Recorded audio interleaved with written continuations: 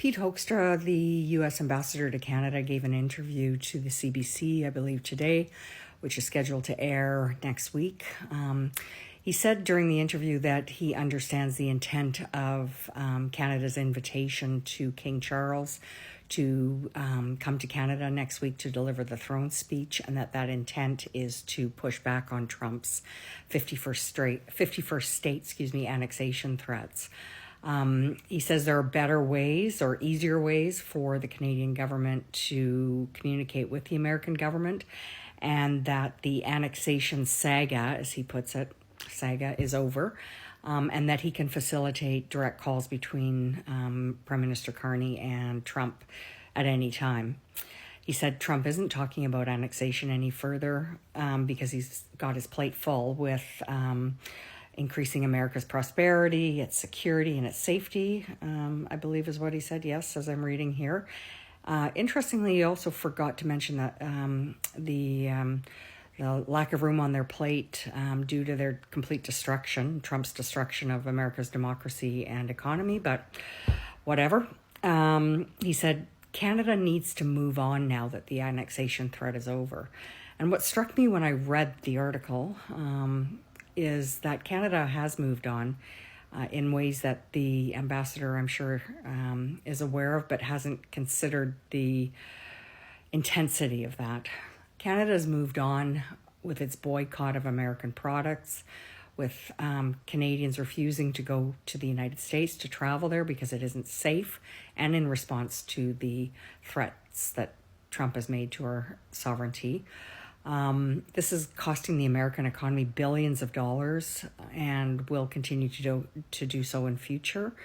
It's also ruined the relationship between and the trust that Canada had in the United States as partners in their economy, our security partnerships, and the friendship that we feel with Americans and the kinship that we have felt for so long.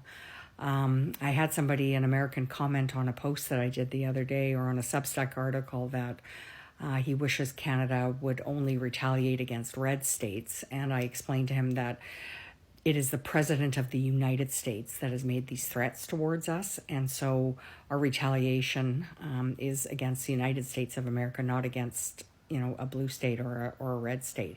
It's your president that has made these threats, and he is president of all of the United States. And we miss you.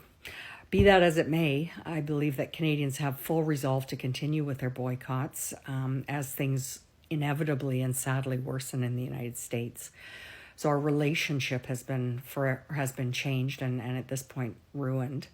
Canada is moving on in terms of its own internal economics, its internal trade barriers, which, according to Prime Minister Carney, should be removed by July the 1st, in developing its more robust industries internally, in negotiating and developing economic and security partnerships with other countries who are in the same position as Canada and who are looking for other trade partners.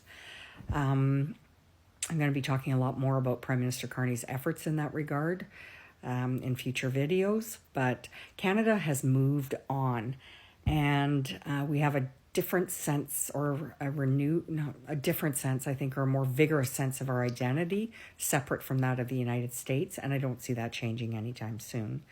So to the ambassador, I say that in response to your comment, Canada has moved on. We are moving on. We're going to continue moving on, and I don't think you have any clue how serious this is for us and how serious our resolve is. So good luck to you.